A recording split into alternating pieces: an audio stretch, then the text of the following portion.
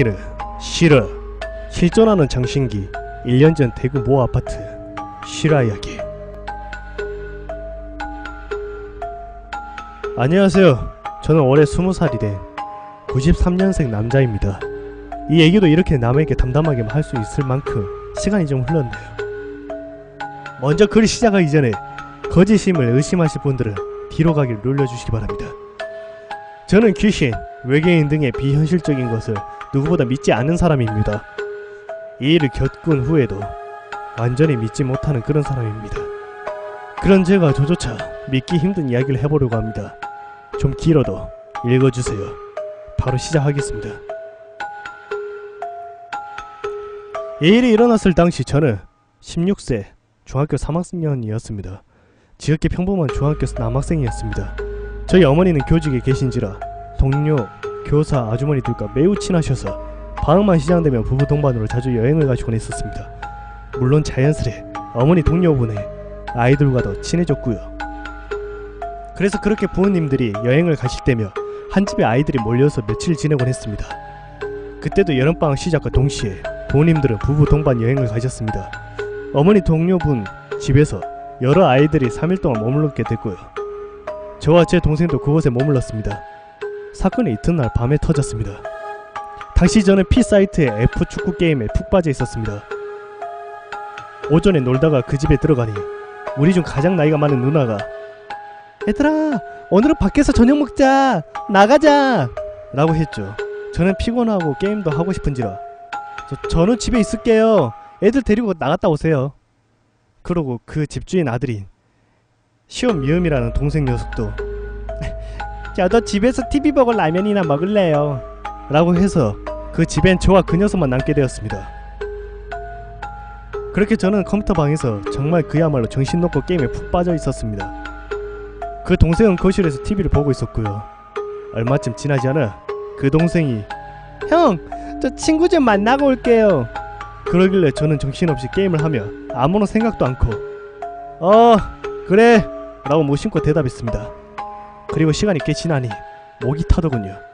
저는 그 동생이 나갔다는 걸 깜빡한 채 "시오미음아, 형이 지금 골목길 것 같아서 그런데 물 한 컵만 갖다 줘" 그랬습니다. 그런데 물을 가져다 주시길래 안 가져다 주길래 저는 다시 한번 "시오미음이야" 라고 살짝 소리를 질렀죠. 아무도 없는 집에서. 그런데 그건 누가 테이블 옆에 물을 한 컵 놓아주더군요. 컴퓨터랑 방문이랑 마주보고 있어 누가 들어온지도 못 봤었습니다. 전 그때까지 제가 얼마나 공포스러운 상황에 처했는지 게임에 빠져 자각하지 못했습니다. "오! 땡큐!" 라고 하고는 게임을 계속했습니다.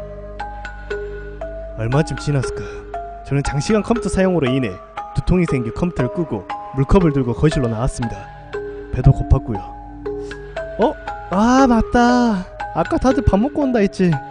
그런데 시오미요, 이 자식이 어디 있는 거야? 자나? 라고 생각하고 저는 집에서 녀석을 찾기 시작했습니다. 이 방 저 방 뒤지다가 안방 화장실을 열고 거기에도 없길래 거실 복도 쪽으로 저는 천천히 걸어 나왔습니다. 이 자식 어디로 간 거야? 말도 안 하고.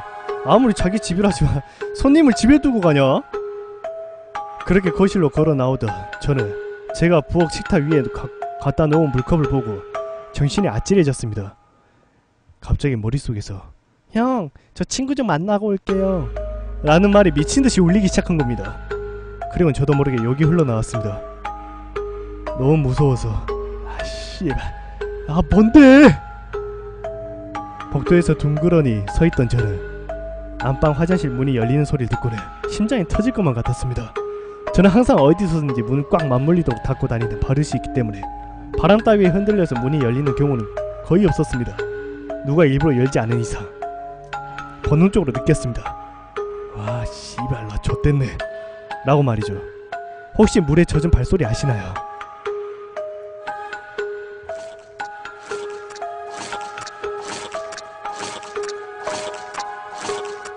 저는 거실 복도에서 고개를 푹 숙이고 멍하니 서 있었습니다. 고개를 들었을 때 안쪽 현관 유리에 저의 모습 뒤에 무언가가 함께 흐릿하게 비치고 있었고요. 전 정말로 귀신도 믿지 않고 무서움도 없는 당찬놈입니다. 지금도 말이죠. 근데 그땐 정말 당시 제 키가 170을 조금 넘은 키였는데 제 뒤로 비치는 그 형체는 어떤 보기에도 좋게 2m는 돼 보였습니다. 분명히 사람의 형상인데 뚜렷하게는 안 보이고 사지를 축 늘어뜨리고 서 있는 검붉은 형체. 저는 넋을 놓고 지금 이건 도대체 무슨 상황일까? 꿈은 진짜 아닌 것 같은데 미치겠다 라는 생각을 했습니다. 나 뭐 이상한 거 먹은 것도 없는데 컴퓨터를 많이 해서 환각이 보이나? 라고 생각하고 뒤를 돌아보려고 했지만 도저히 용기가 안 났습니다.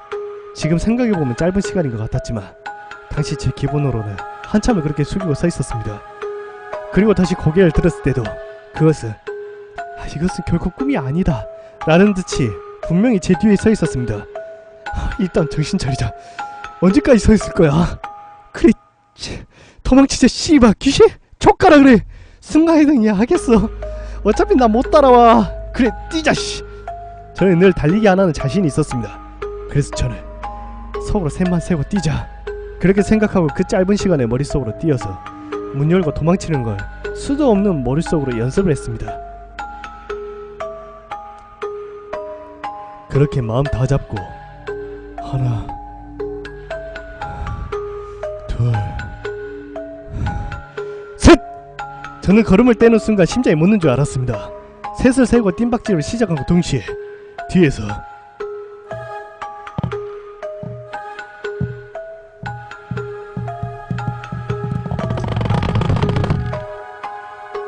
발 다듬는 소리가 그렇게 무서운 줄 저는 몰랐습니다. 저는 엄청난 속도로 현관을 박차고 계단을 뛰어내렸습니다. 왜 계단이 여러 칸 난간을 잡고 뛰어내리는 거 있지 않습니까? 저는 그렇게 계단 반층씩을 쿵쿵 뛰어 도망쳤습니다. 그런데도 뒤에서 발소리는 끊이지 않았습니다. 저는 너무 미칠 것만 같아서 누구라도 나와줬으면 하는 생각으로 정말 큰 소리로 생각나는 노래를 부르면서 뛰어내려왔습니다. 웃기실지 모르겠지만 저 정말로 눈물조차 놀라서 흐르지 않았습니다. 그렇게 정신없이 뛰어내리는 기만을 한참 정신을 차렸을 때 이미 발소리는 들리지 않았습니다. 7층에 와 있었고요. 저는 더욱 빠르게 계단을 뛰어내려갔습니다. 그것도 맨발로요. 내려오다 계단 턱에 찍혀 발톱이 뒤집어진지도 몰랐습니다. 그렇게 아파트 벤치에서 맨발로 한참 애들이 오기를 기다렸습니다. 얼마 후 애들이 왔고 저는 제가 겪은 일을 말했습니다. 어린 아이들은 무섭다고 울었고 형 누나들은 야 너 미쳤냐? 왜 애들 놀라게 그딴 소리해? 저는 환장할 것만 같았습니다. 아이 씨발 그럼 올라가봐. 사실 그렇게 말하고 저 스스로도 제발 환상을 본 것인 것만을 바랬습니다. 현관문을 열고 거실 복도에 들어섰을 때 모두 그들 얼어붙고 말았습니다. 대충 봐도 280에서 290mm 돼 보이는 떼꾸정물 발자국, 걸음걸이 좋기 1m 5cm 이상, 결코 평범한 사람의 것으로 보이지 않았습니다. 저는 남자이지만 발사지가 고작 245mm 밖에 되지 않습니다. 모두가 말을 잇고 주인집 아들 형제는 넋이 나간 표정이었습니다. 저 또한 양치기 소년이 되지 않아 다행이다 라는 생각보다 와 씨발 나 꿈꾼 거 아니네, 미친 거 아니네, 아까 그거 진짜였던 거네, 미치겠다 진짜 라는 생각이 더 크게 들었습니다. 귀신이 붙은 건가 순간 두렵기도 했습니다.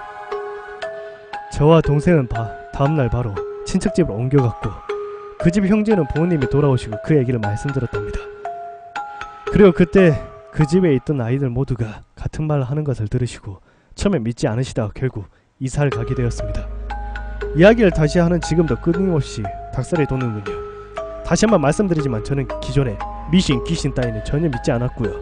사실 저의 일을 겪었음에도 저는 귀신을 하기보단 괴물 혹은 세상에 알려지지 않는 괴 생명체로 본 느낌이 더욱더 강하게 들기 때문에 지금도 귀신을 믿지 않는 저로서 이 글을 읽으시는 많은 분들이 믿기 힘들 거라 예상됩니다. 하지만 2008년 8월 대구 수성구 만촌동 이 매장 건너 M 아파트에서 실제로 저와 12명의 사람들이 겪었던 일입니다.